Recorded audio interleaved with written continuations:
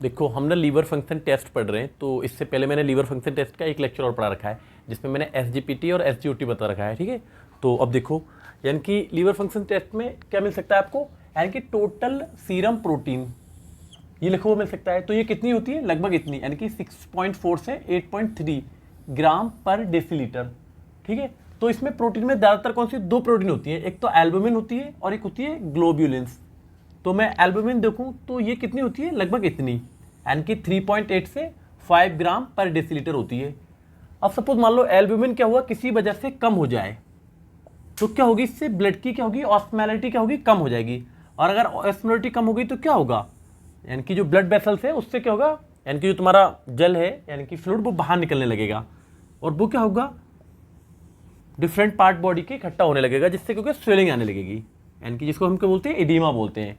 और जो ग्लोब्यूलिन्स होती है वो कितनी होती है, यानी कि 2.3 से 3.5 ग्राम पर डेसीलीटर। तो अगर इसकी टाइप्स की बात करें तो ये 3 प्रकार की होती है, अल्फा, बीटा और गामा। तो जो गामा होती है तुम्हारी सुरक्षा सिस्टम का एक भाग होता है, यानी कि इम्यूनोग्लोबुलिन्स का। तो ये हो गया। और क्या हो सकता है, जैसे एल्बुमिन और ग्लोबुलिन का क्या होता है, रेशियो देख लें हम, जैसे तो कितना होता है, लगभग लगभग 1 होता है ये। ठीक है, अब मान लो किसी भी वजह से यानी कि एल्बुमिन और ग्लोबुलिन का रेशियो कितना हो गया, 1 से कम हो गया, तो क्या होगा, यानी कि अगर ये कम आती है, अगर एल्बुमिन कम हो जाए तो क्या होती है, ऑस्मोलैरिटी कम हो जाएगी। ठीक है, और उससे क्या होगा, जो फ्लूइड है वो रिसने लगेगा ब्लड वेसल से, और वो क्या होगा, इकट्ठा होने लगेगा, जैसे पैरों में सूजन आने लगेगी, चेहरे पे सूजन आने लगेगी, ये हो जाएगा।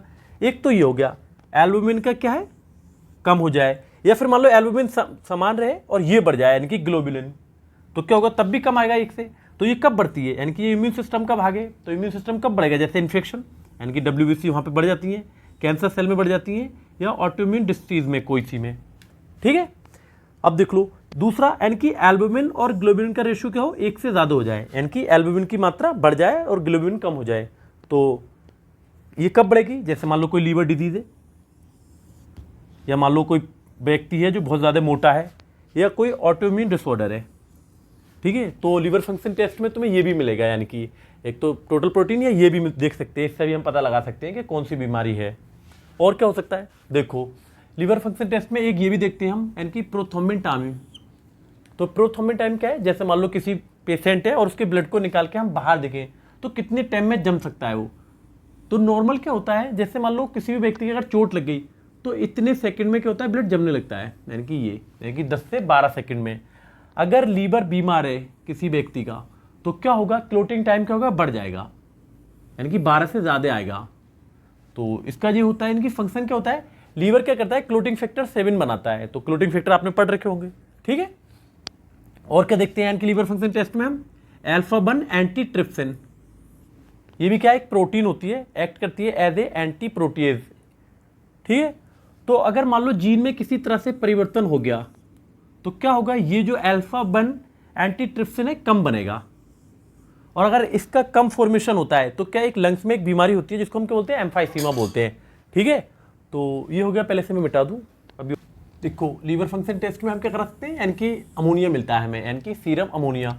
तो अमोनिया की जो नॉर्मल रेंज होती है वो कितनी होती है, 170 माइक्रोग्राम पर डेसीलीटर, यानी कि इससे ज़्यादा या इतनी।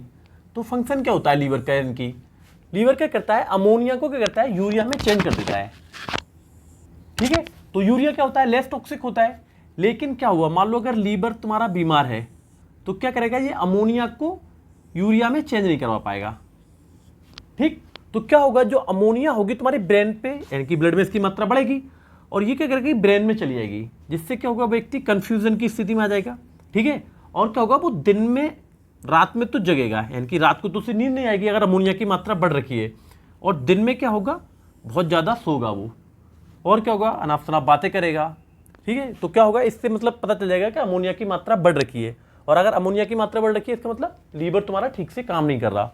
और क्या हो सकता है, जैसे LFT में हम बिलिरुबिन चेक करते हैं, तो बिलिरुबिन टोटल कितना होता है, लगभग हमारा इतना, यानी कि 0.2 से 1.2 मिलीग्राम पर डेसीलीटर। तो ये 2 प्रकार का होता है, एक तो कंजुगेट होता है और एक होता है नॉन कंजुगेट, यानी कि अनकंजुगेटेड।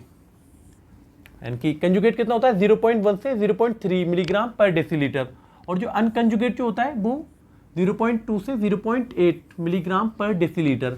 तो मीन्स अगर जैसे मान लो कंजुगेटेड बिलिरुबिन की मात्रा बढ़ रखी है तो इसका मतलब है कि लीवर तो तुम्हारा बिल्कुल सही है, कहीं उससे आ गया, यानी कि कॉमन बाइल डक्ट में ऑब्स्ट्रक्शन हो रखा है या सिस्टिक डक्ट में कहीं पे ऑब्स्ट्रक्शन हो रखा है।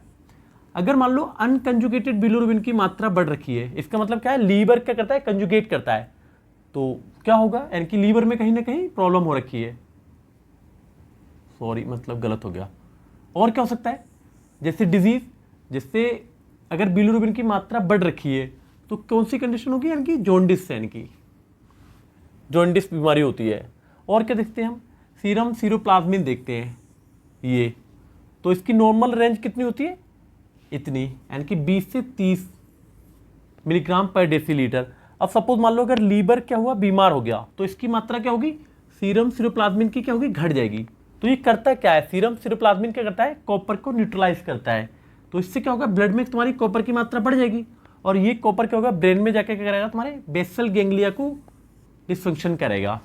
ठीक है, तो ये आज तुम्हारा लीवर फंक्शन क्या होगा, कंप्लीट हो गया। ठीक, तो इसके बाद हम क्या पढ़ेंगे, यानी कि मतलब एसआईटिस पढ़ेंगे। ठीक, तो अगर वीडियो अच्छी लगी तो प्लीज़ यार लाइक करें और चैनल को सब्सक्राइब करें। Thank you.